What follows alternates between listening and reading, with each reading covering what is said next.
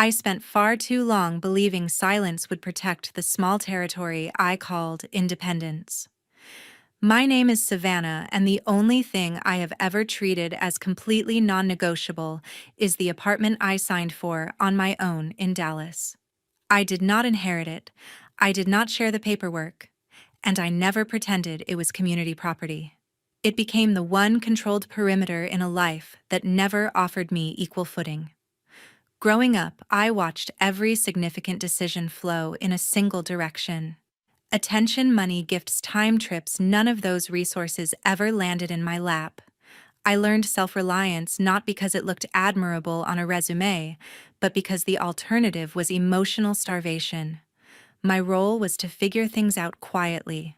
So when my family sold their house and converted the proceeds into months of world travel with my sister, I recognized the pattern. They did not ask whether I could join them or whether I even wanted to. I was not a factor in the planning because I never have been. I accepted the distance and focused on maintaining the one asset no one could confiscate with emotional pressure. When the money ran out, the tone changed. They did not return with questions. They returned with instructions. They treated my lease as an implied obligation. The final sentence from my father hit with full entitlement. You don't have the right to say no. My body made the decision faster than my mouth. I reached for my phone, called 911, then texted my attorney a 2-word memo: get ready. If you want to hear exactly what unfolded after that call, stay with me, hit subscribe, and tell me whether you would have opened the door. I did not wake up one morning and suddenly realize that my place in the family operated under a silent quota system because the imbalance had been forming for years in a way that looked natural to everyone except the person carrying the cost. The first time I understood how expectations were allocated happened in school, when classes were expensive and extracurricular programs demanded fees, which meant I worked part-time to cover what tuition or textbooks did not, while my mother Linda insisted that every cent spent on education should be viewed as a family investment in my sister Veronica, rather than a shared priority.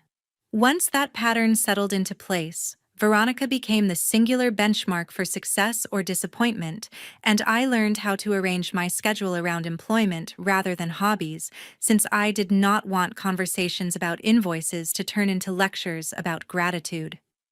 As I aged, it became obvious that Linda was never motivated by curiosity about my workload or academic pressure, because her primary concern involved maintaining a moral authority that let her speak about duty, sacrifice, and obedience, without ever confronting whether those standards applied evenly. She preferred instructing me to give back, rather than asking if there was anything left to give, and she used language that made refusal sound like a character defect. A simple sentence such as, "I cannot cover," that turned into an indictment about selfishness, and any hesitation triggered a speech about how loyalty should override discomfort. Over time, morality became a form of accounting for her, and every dollar I kept for rent became a symbol of rebellion rather than a practical approach to survival. My father Carl did not correct Linda or question her delivery.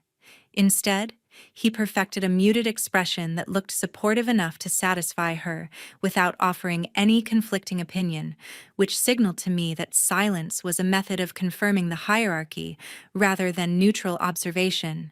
If he did not challenge her, then I could not expect to challenge the structure they shared, which meant every attempt at conversation left me repeating information into a void. That dynamic made it pointless to chase negotiation, so I streamlined my responses into 2 strategies: either pay what I could and move forward, or decline and accept the accusation that followed. Meanwhile, Veronica learned early that experience delivered status, and she positioned herself as someone who deserved the thrill of expansion. Whether she traveled for concerts, internships, or social events, Linda described it as exploration development or necessary exposure, and every boundary became a runway for Veronica to demonstrate that she understood life better. I heard her dismiss practicality with one sentence: "If you cannot afford joy, you do not deserve it." That idea did not come from economics. It came from entitlement, yet No one corrected her because Carl preferred harmony and Linda preferred admiration. I adjusted in the only direction available. I worked more hours and removed emotional interpretation from the act of handling money, so bills became checkpoints rather than statements about identity.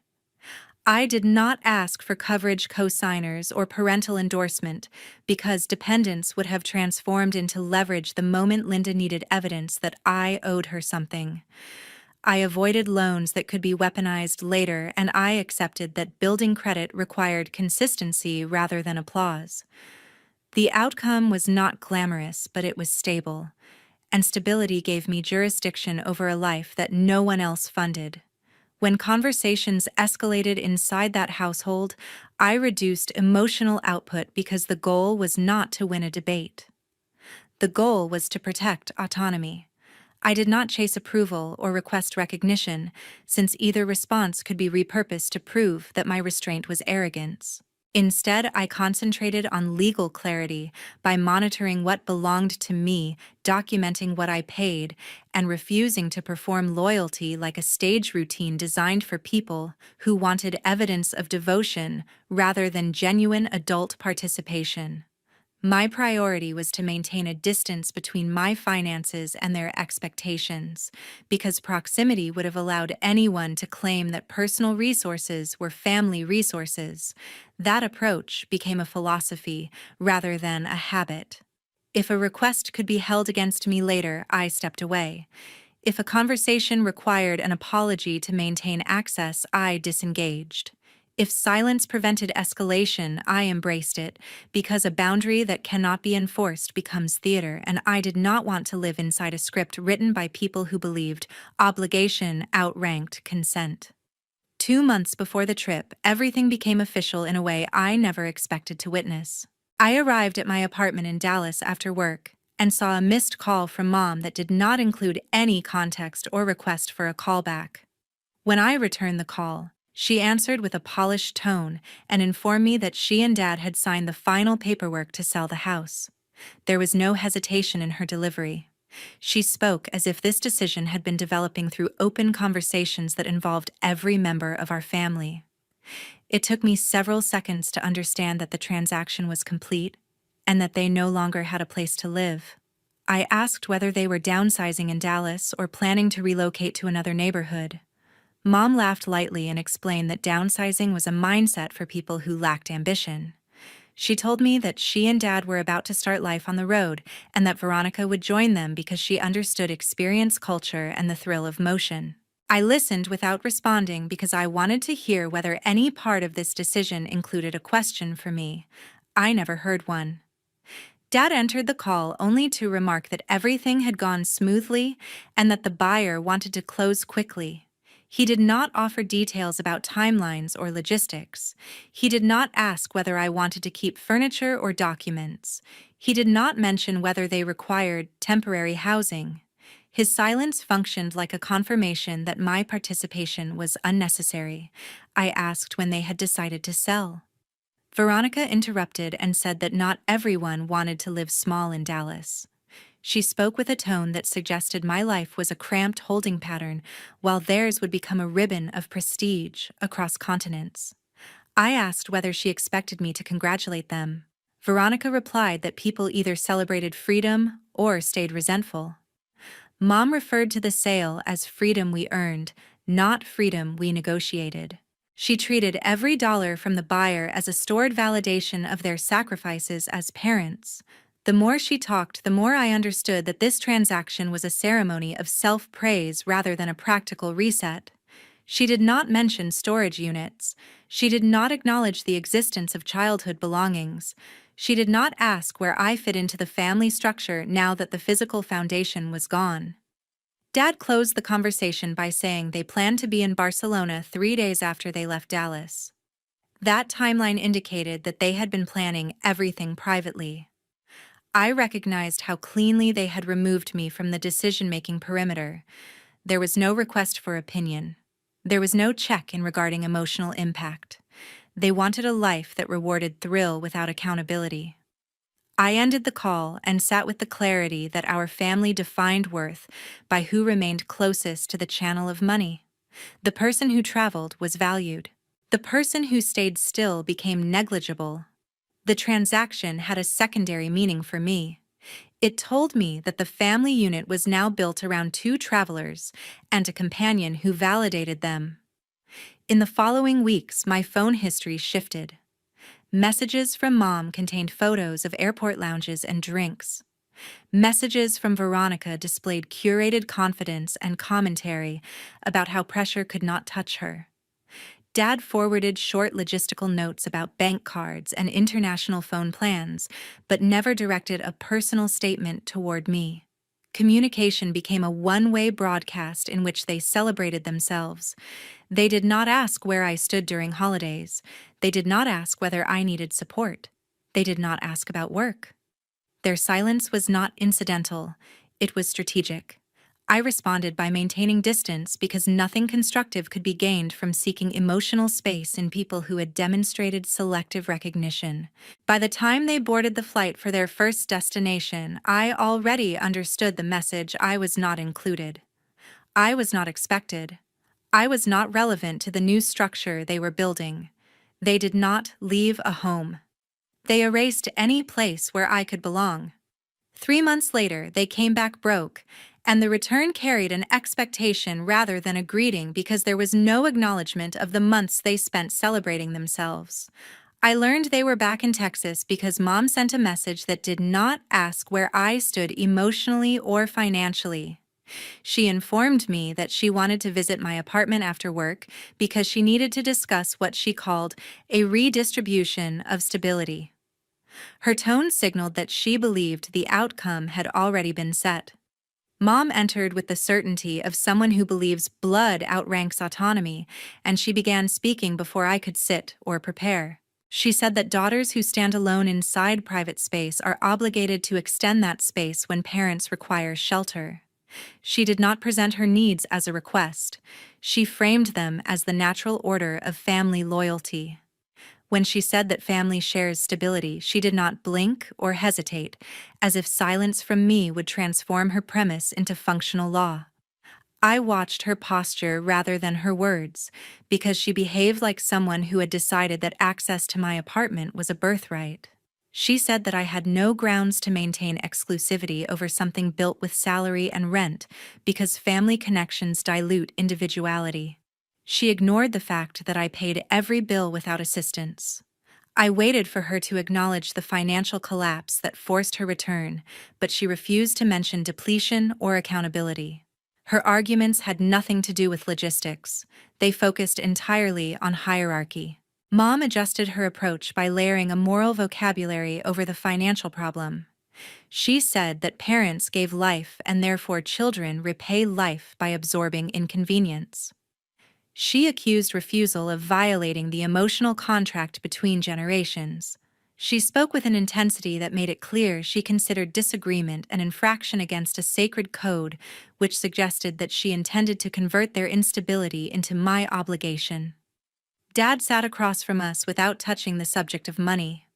He did not apologize for the speed at which their funds evaporated. He did not correct Mom or soften her directives. The silence he maintained granted Mom the illusion of legal authority, because if he did not challenge her, then she could imagine consensus. The longer he avoided speaking, the more she accelerated her sense of entitlement, and the room shifted into something that resembled a negotiation in name only. Veronica positioned herself as the mediator, but the performance lacked sincerity. She sent a message that encouraged me to stay flexible because harmony is cheaper than conflict. The wording suggested that I should cooperate before matters became messy. She never referred to the exclusion that preceded the trip, and she never acknowledged the convenience of her timing. The same people who dismissed my place in the family structure were now asking that I offer the only asset I controlled without hesitation. Veronica did not pretend she needed shelter. She pretended that compliance would prove maturity. I answered with a refusal that did not contain apology or narrative. I told Mom that explanations were unnecessary because property rights do not require theatrical justification. Her reaction indicated that she had expected bargaining or guilt. Instead, she encountered neutrality. She pressed again for emotional reasoning, and I explained that emotional contracts cannot override legal boundaries. The more she escalated, the calmer I became, which unsettled her sense of leverage. Mom attempted a final angle by claiming that I owed them presence during hardship, and she described compliance as the only acceptable response for a decent daughter. I reminded her that financial depletion does not grant automatic access to private housing. She tried to reinterpret my stance as abandonment. I interpreted her position as a transaction disguised as parental righteousness. Dad finally spoke, but he did not address responsibility. He said that a united family does not fragment itself over walls and doors, and that the moment called for generosity, rather than scrutiny.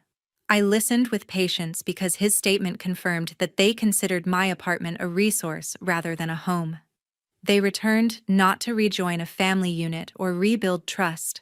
They returned to claim a commodity they did not earn.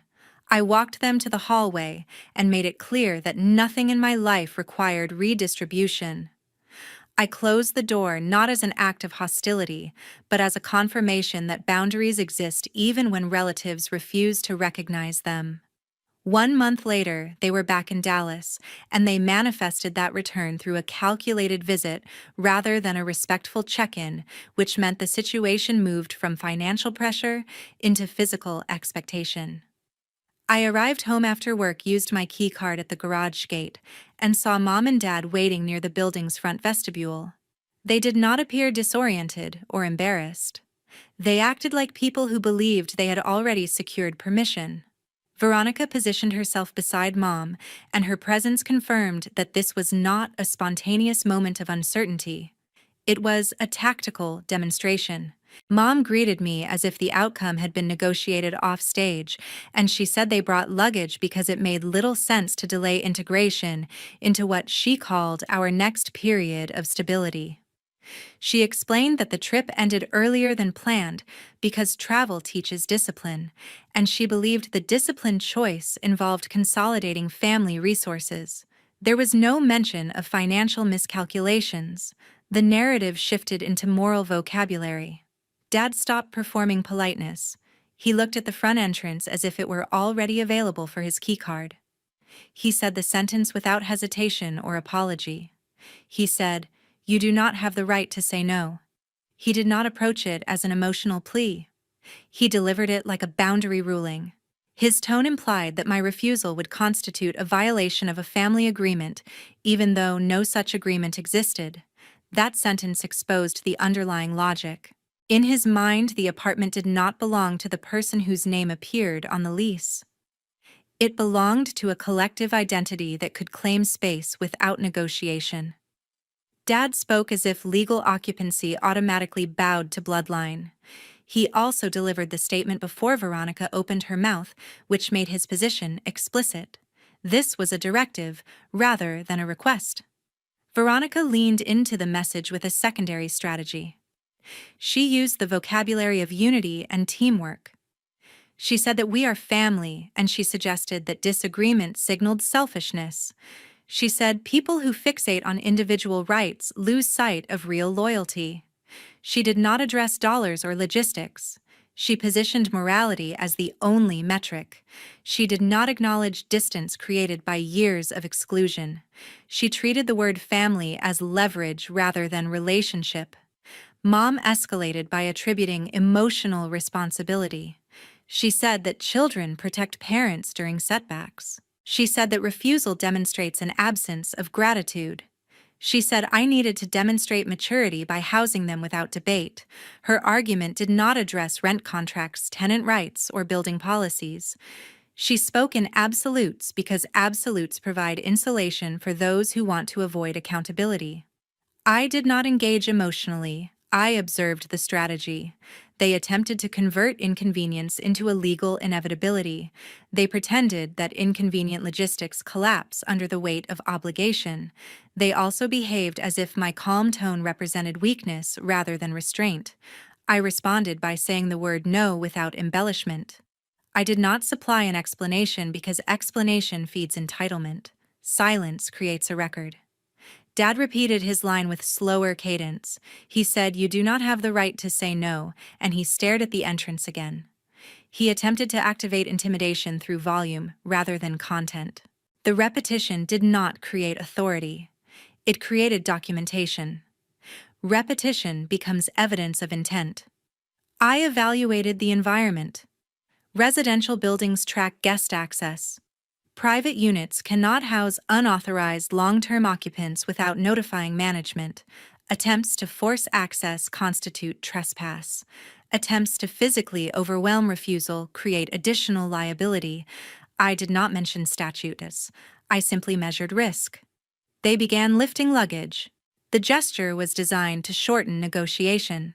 If luggage crosses a threshold, negotiation ends and occupancy begins. Occupancy grants leverage.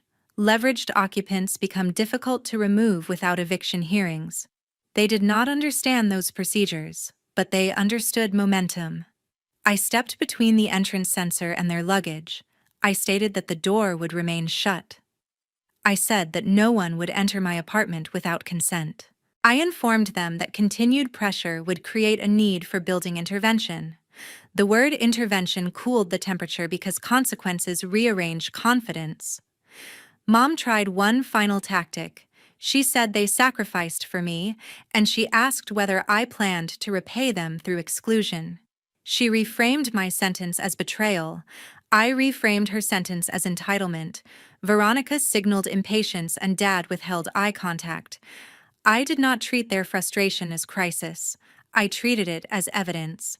I held my ground, waited for the elevator traffic to resume, and watched their confidence fade when physical entry did not occur. That night, I opened my laptop and reviewed occupancy laws because preparation provides certainty, and certainty eliminates coercion. 1 week later, I came home from a short work trip, and the shift in atmosphere did not carry emotional spectacle or sentimental reconciliation. It carried the unmistakable texture of intrusion. I unlocked the door to the 7th-floor hallway, walked toward my unit, and saw a piece of rolling luggage stationed directly beside my threshold. There was no delivery tag. It was positioned like a placeholder for occupancy rather than travel. The hallway camera above my doorway blinked at regular intervals, which meant the motion sensor had already registered activity during my absence. I inserted my key, opened the door, and registered an unfamiliar arrangement of shoes near the entry rug. The apartment carried scents that did not belong to my routine. I scanned the living area and saw blankets folded on the edge of the sofa, plastic containers on the counter, and a stack of folded shirts balanced on a chair that never served that function. I did not hear conversation, laughter, or movement. They were absent, but their belongings claimed presence. Mom must have waited for my building's automated system to recycle temporary access codes for vendors because my lease did not authorize secondary fobs. I never submitted documents for additional residents. Someone entered by circumventing authorization rather than requesting it. That detail revealed intent. The act depended on quiet execution, not permission. Dad's jacket hung from a dining chair. Veronica's tote bag rested on an ottoman. A charger cable extended from an outlet to a phone that remained powered but unattended. These objects performed a message. The apartment belonged to the person who showed up and initiated daily use. In their minds, physical placement outranked contractual language. I did not shout. I did not summon theatrical outrage. I took out my phone, activated the timestamp feature, and photographed each cluster of belongings without commentary. I recorded the entryway, the living room perimeter, the countertops, the placement of the suitcase, and the location of the tote bag. Documentation prevents narrative distortion. I checked the building access history on my tenant portal. 2 entries registered during my absence. Both occurred late morning on separate days. Someone used a generic guest code assigned by management to short-term maintenance access. That code requires a building representative to escort the visitor. Either escort did not occur or the visitor exceeded authorized scope. Neither interpretation favors casual forgiveness. I stood near the entry, waited for the elevator to cycle, and heard a metallic click at the end of the hallway. Lucas, the neighbor who occupies the corner unit, stepped forward with his mail. I introduced him previously at a holiday event, so our rapport carried civility rather than closeness. I said hello, and he said he assumed I had already returned because he saw my family enter the apartment twice that week. He said they told him we already talked about this. He did not interpret it as a crime or an emergency, but he recognized that language as a claim of consent. I did not correct him with emotion. I asked him whether he remembered the approximate time frame of their comings and goings. He provided the hours. He also noted that Mom asked him which direction led to the trash chute, which implied she intended to establish ordinary household rhythms rather than brief visitation. That detail mattered more than outrage because it suggested occupancy. I thanked Lucas without embellishment. I returned to my apartment and recorded a voice memo summarizing the facts. I did not mention insults, morality, or family history. Facts create leverage because facts survive scrutiny. I walked to the closet and saw 2 suitcases stacked behind my vacuum. The items were not placed for convenience. They were positioned for storage. Long-term placement in private closets communicates entitlement. The suitcase near the entrance indicated arrival. The suitcase near my vacuum indicated possession. I sat at the dining table, opened my laptop, and reviewed local statutes regarding unauthorized residency and building access. The information did not serve retaliation. It served clarity. The law recognizes physical entry without consent as an action that can escalate into claims of residency if the occupant remains for an extended period. Removal becomes more complicated if someone sleeps inside the residence. I did not wait for that threshold. I powered down the laptop, returned to the table, and removed every item that did not belong to me. I did not place the belongings outside the unit because abandonment creates unnecessary litigation. I gathered the items near the entrance in a visible cluster. I did not prepare a note. Silence communicates a refusal to validate presumptions. I did not call Mom, Dad, or Veronica. I prepared evidence for a different audience. 2 weeks later, I stopped asking for space because requests lose significance when someone interprets access as a natural extension of blood rather than a contractual boundary. I sat at my dining table before sunrise and reviewed the time-stamped photographs I captured after my work trip. The items documented possession rather than visitation. They established continuity of use. They created a foundation for legal interpretation. I picked up my phone, dialed 911, and reported an unauthorized residential entry. My voice remained steady because I was not searching for emotional recognition. I needed a record.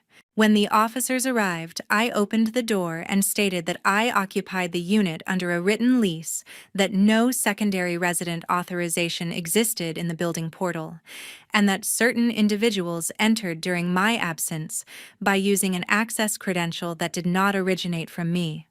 The officers requested identification, verified my lease information, and asked whether the subjects were still inside. I explained that the belongings remained in the apartment, but the individuals had not returned that morning. The officer took notes, confirmed that tenants in Texas hold exclusive possession rights under a lease contract, and classified the matter as a potential trespass subject to further investigation. He asked whether I wanted an official report. I said yes.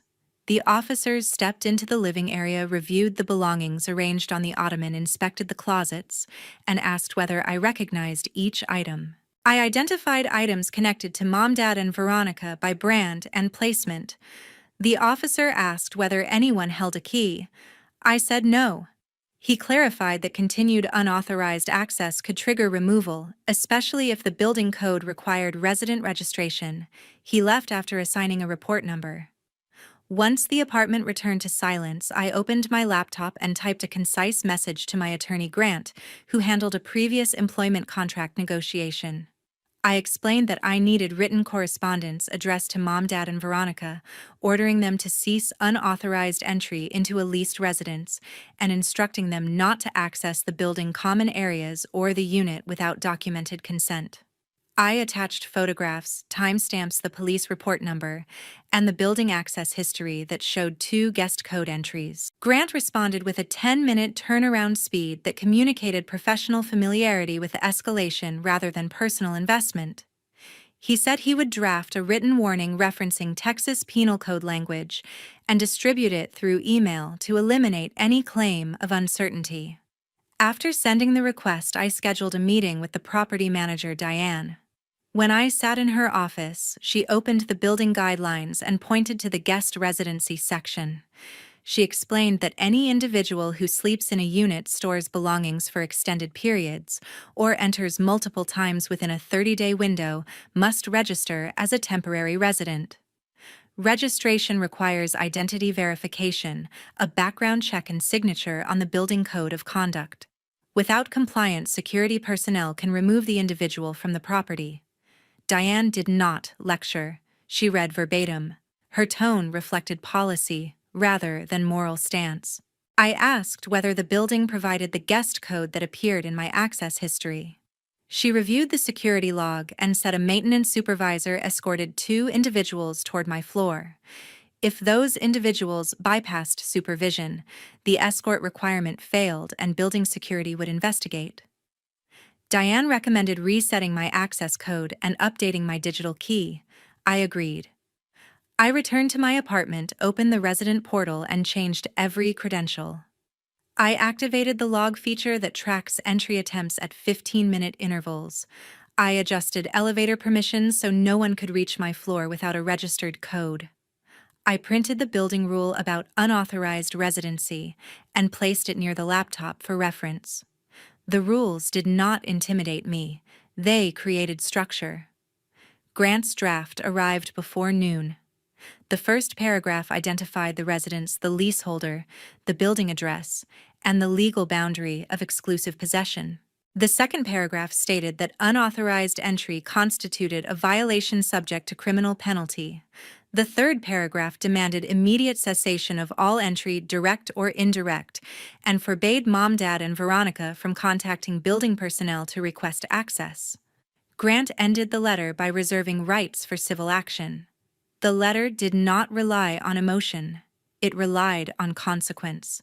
I forwarded the document to Diane so she could file it in the building records. She acknowledged receipt and said she would notify the HOA board because prolonged unauthorized presence can trigger fines against a unit. That comment reflected an administrative perspective rather than sympathy. The building treated occupancy as liability. I saved every file in a folder labeled Residency Evidence. I dated the cover page. I was finished explaining access.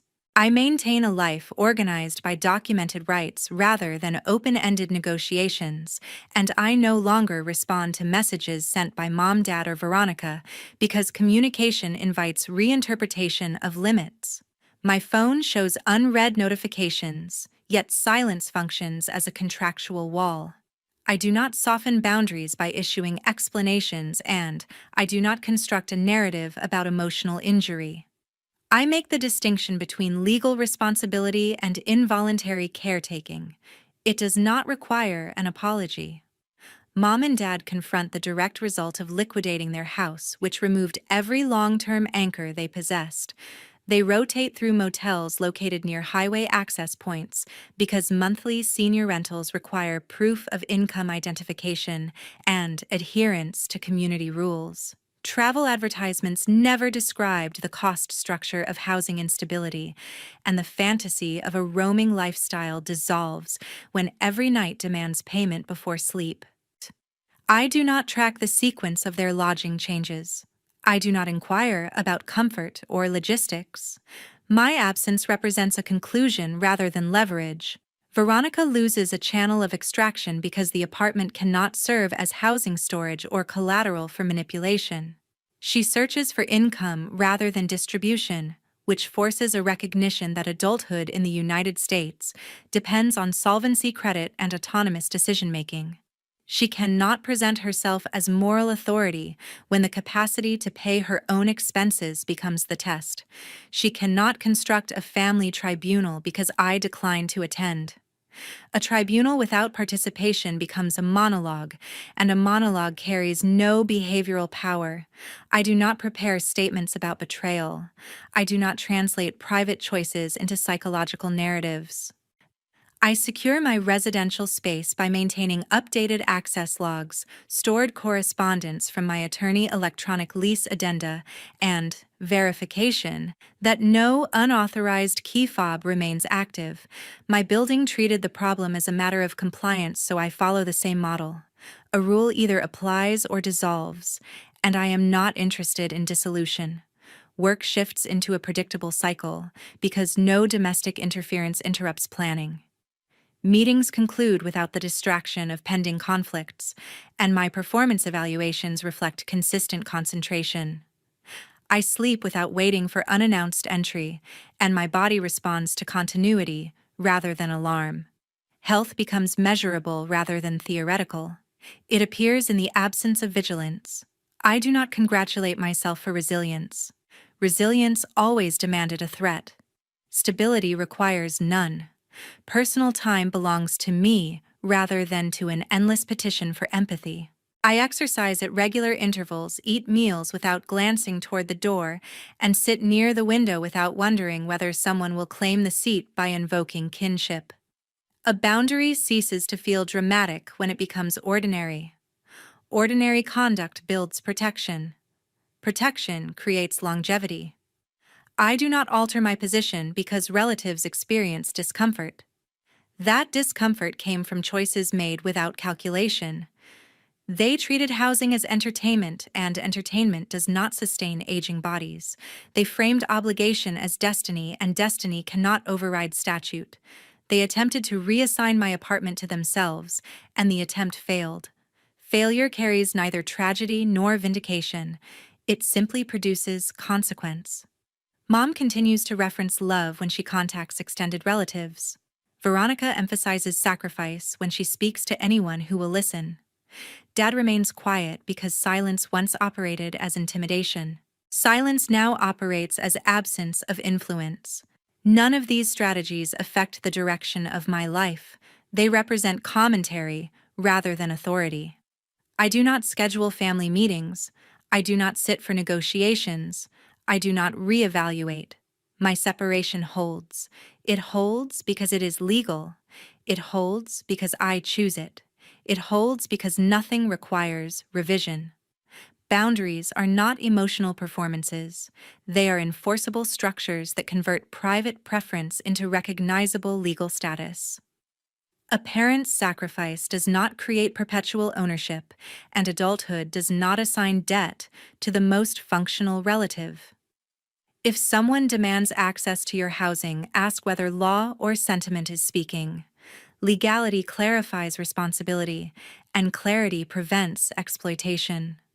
Protect your residence, protect your records, and stop treating family obligation as divine instruction. Thank you for reading and for offering space where personal boundaries can be discussed without theatrics or moral inflation.